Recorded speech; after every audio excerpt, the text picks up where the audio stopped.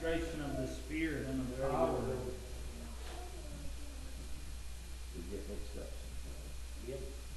I would hope that I wouldn't take away from anything that has already been said today and what's already been felt. And it seemed like all morning I just sat there and thought seemed like the devil was beating me up and telling me that you just don't have the words today, and you might as well just not even try. But you know, as the brothers begin to speak and they begin to preach and the Spirit begin to move something down inside of you, it was like a fan that was going. It just seems like that. As I sit there, I can live with a lot of failures in my life, and I can live with letting a lot of things down, but there's something so important, there's something so great about what these brothers have been up here trying to tell you about that.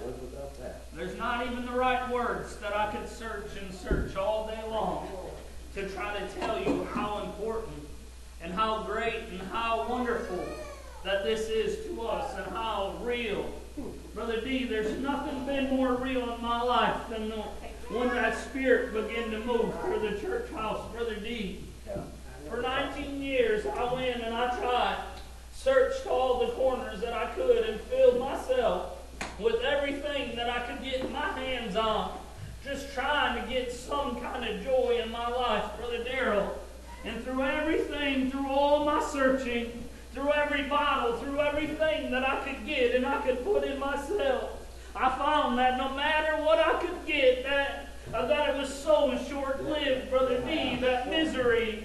So much so it followed it after until I came to a point where, thank God, like that old prodigal son, thank God one day I began to come into my right mind and I thought, I'm going to go back out to the house of the Lord. I'm going to go back out. And I'm going to go and see my family. I'm going to see how they're doing. And I walked into a little white church house in a little country, out in the country in Michigan there. And what I begin to feel when I begin to walk through the doors, that everyone that I left 5 years before, and guess what? Sister Lou and Brother Jack, they were still there. And they were still sitting on the front right where I left them. And Brother Chris was still there. And everyone I left was still there. But what had changed was when I began to walk through the door. And they began to smile. And they began to grab me. And they began to hug me. Brother Chad, whatever it is that they had in them. Brother D, when they began to hug me, something began to transfer. And I began to think, what is it about these people? What is it that they have? Because I feel it pouring off them every time that I hug them. You want to know, there is a joy to this thing. There is something special. There's something worth shouting about, Brother D. Thank God this morning. You know, we would think that these little ones, maybe they would bother them, but thank God. Every time that Jonathan runs up, brother, and it brings a little bit more joy to my heart. Brother, because one time it was my little children always wanting to run up. I'm telling you, Brother Chad, that there's something so special. There's something so great about this thing that it would cause men. It would cause men, like Brother D was preaching, how that we can sit there feeling so low, feeling like Lord, I'm not going to be able to do it, but just let that little Spirit begin to move. The greatest medicine I've ever took in my life. I don't know. I always loved the way that Brother Chad put it, and the way that he would preach it. I don't know where you're at or what brought you out, but he always preached like this. He always preaches about a man that went on a journey, and it said that he come across the field. And it said in that field he found him a little treasure there. And he said when he found that treasure, it said that it was so great that he went home and that he sold everything that he had in order to obtain that land to get it. I'm telling you, I don't know if you just happen to be walking around and happen to be begged to church one day, but I'm telling you, these men, they're telling you about a great treasure. And just after that, it talks about a merchant man that was seeking goodly pearls. Brother, and when he found that pearl of great price, brother, he was willing to sell everything. Guess what? A 19-year-old broken man stepped foot into a little church house and held his head down low, and he just sat there and he began to listen. And when the preachers began to preach, I thought, oh, Uncle Chrissy's got a spy living in my bedroom because he's preaching everything I've been crying to the Lord about. I guess what, he did have a spy in my bedroom. More than I ever knew. It was that Spirit of God. A brother telling him what a young sinner boy seeking, saying, Lord, God, if you'll just lay my path, Lord, I'm ready to walk it for you. Just show me a little bit. Help me, Lord. Brother, and it's not. Guess what? Salvation is so simple if we get in the right mind. If we get in the right way. This thing, it's not a great puzzle. It's not a great mystery that we would think. You know, several years ago,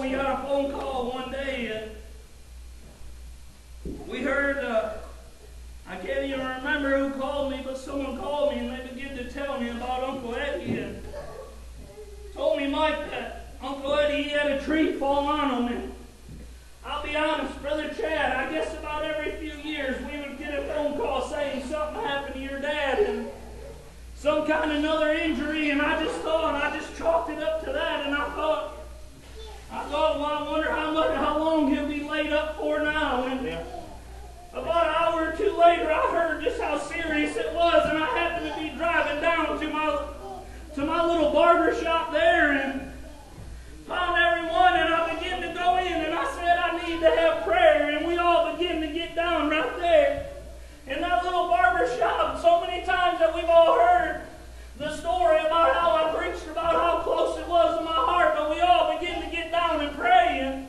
you know, we begin to just later on that day, I began to fly out and grab my family and head down here to the hospital. And Brother D, we found this little chapel downstairs.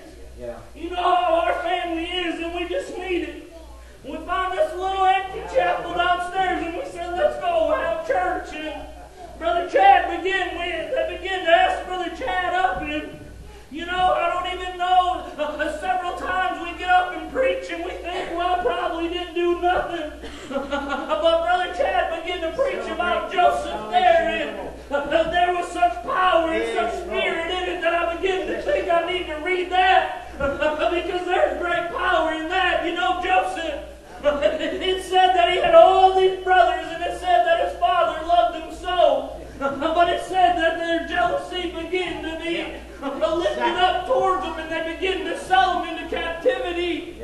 And no doubt Joseph being favored in heaven, no doubt everything made fun of himself, sold to slaves, but yet it said that God was still with him. Yes, sir. And he was sold to a man named Potiphar, and the Bible words it like this. It said that everything that Joseph touched, that it prospered and that it grew. So much so that the master, he began to see this man, that there was something to him. And he began to elevate him to the top of his home. And no doubt Joseph was probably starting to feel a little bit better about his situation. But then here comes temptation, and Potiphar's wife began to come and throw herself at him. And Joseph began to deny her. And so much so that his wife began to run to the master and say, Joseph did all these things. And then they cast him into jail, and Joseph, no doubt, found himself one more time, Uncle Eddie, lifted up and now thrown into prison, no doubt. But you want to talk about getting bitter at life and questioning things. No doubt, but yet the same thing said. It said that yet God was still with Joseph. Brother, and he found two men in there with them, and they began to talk about their dreams. And He began to interpret their dream. The first one to him, he said, in 3 days you're going to be let loose. He said, and I want you to remember me. Tell the king about me when you get out of here. And brother, and in 3 days it was just as he had told him. And mother, and he found himself, but yet that man, it said he forgot all about him. And he was left there in prison, and it said that later on, I guess a couple of years later, that old king, he began to have a dream that no one could interpret in the land. He began to have a dream, and it said that no one could come in and tell him. And that old butler or baker began to remember. He began to remember that man named Joseph. He said, you have one down in your prison who can tell all things. He can interpret these dreams. And brother, they begin to call to him. And they begin to go and grab Joseph out of the prison, and he began to interpret that dream, and he was lifted up again. And it said that he was lifted up. He was made a third of the rulers. He was over everything. And it said those brothers that cast him in, that cast him away and sold him into slavery. Well, guess what? There come a time that they come to him and begin to ask him for food, and he began to tell them. Brother Chad, what I loved is God even began to deliver his brothers to him, the ones that betrayed him, the ones that began to sell him into slavery. And he had them in a place where he could have took all vengeance upon them. And it even made it seem like he even began to consider the matter and began to consider these things. But yet, brother, in compassion began to move in. And he began to cry, and he began to hug his brothers, and he told them, go and get your families. And I'm going to give them the best land that they ever had. Brother Chad, there's power if we'll look at the Lord just right. You know, a few days before Eddie got hurt, I began to read a little story. And the first time I ever preached it was in that little chapel in the bottom of a hospital there. And it began to tell this little story. Was about a young family that moved out to Washington.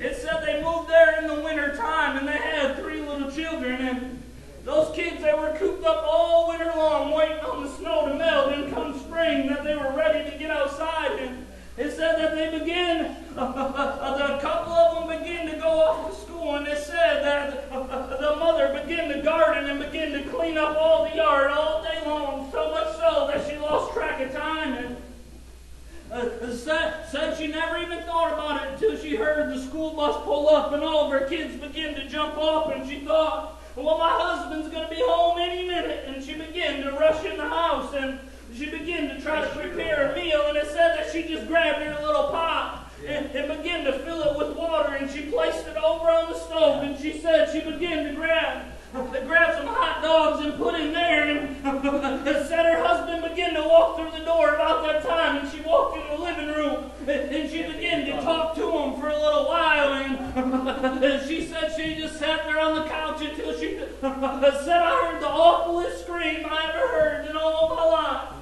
She said my little 3-year-old couldn't wait for the food any longer. And she reached up and she grabbed that little pot of water, and it dumped right over on her head. Said across the street was a little policeman lived, and he heard the screams and rushed on over. And they began to take off her sweater to try to get the hot water off her. And that policeman, he said, jump in my car and I'll take you to the hospital. And they rushed off as quick as they could, and said when they got into the hospital, they began to work on her, and said that mother, she began to stand out in the waiting room. She said, I looked down at my clothes, and here I am, I'm covered in dirt. Oh, I've been working all day long, and all these people are looking at me here, my little girl. She's in there, and she said, I began to hear the nurses begin to talk about her, and one began to talk to the other, and began to tell them how bad that it looked, and didn't know how that she would come through. And she said, I knew she was hurt, but I never knew it was that bad. And she said all day long, she said we could only get in there about every 3 hours to see her. And every time that we would go in, I would just sit by my little girl, and I would begin to cry to the Lord. Lord, be with her and help her, Lord. She said that there was one nurse in there that always gave us a hard time and would always push us out the door. She said my husband, she took all the rest of the kids home, and I stayed with her.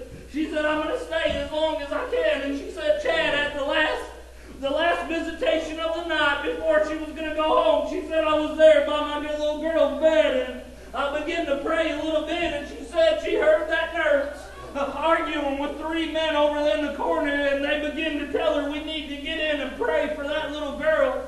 She said we hadn't even been to a church yet. We hadn't even found us a home. But I seen those men, and I wanted them to pray, and I called them over, and I said I'd go to church with them, let them in.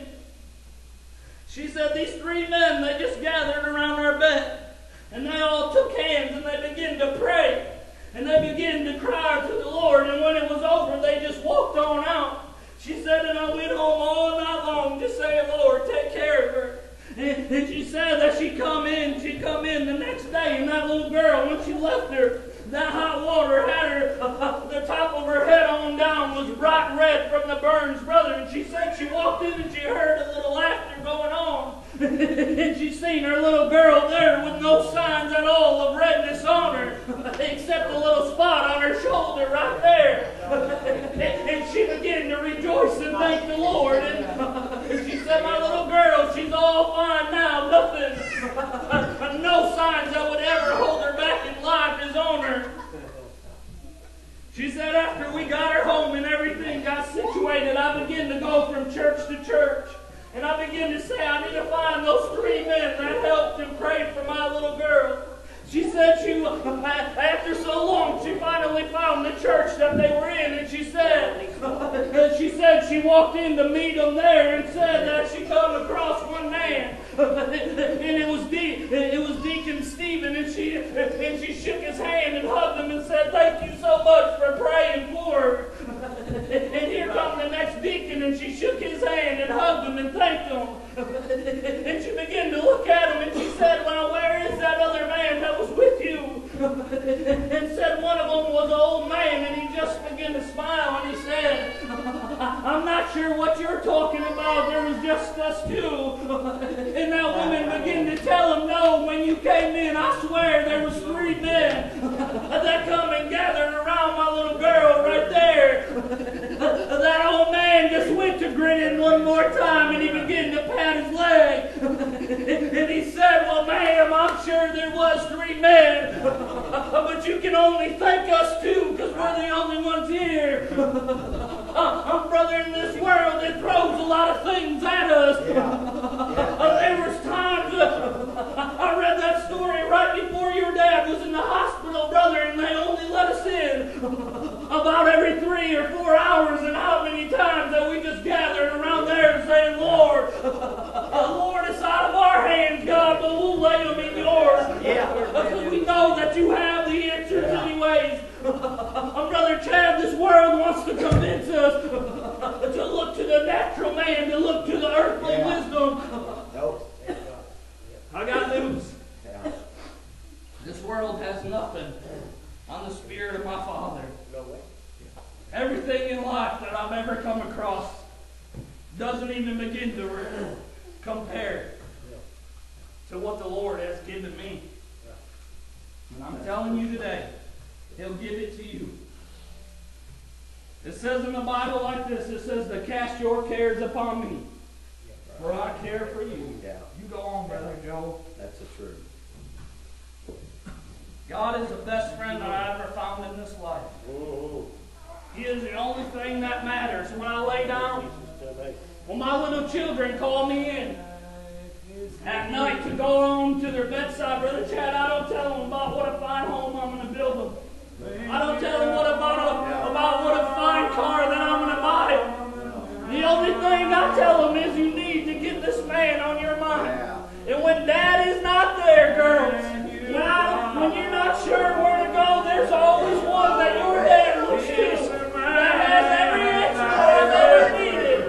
And he'll never be there for you. And all you have to do is look to him. I'm telling you that God loves you, whether you love him or not.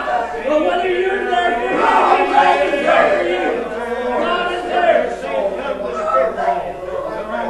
God is the best thing that's ever happened to me. And he'll be the best thing that's ever happened to you. The church doors are open. God opened them a long time ago, and always waiting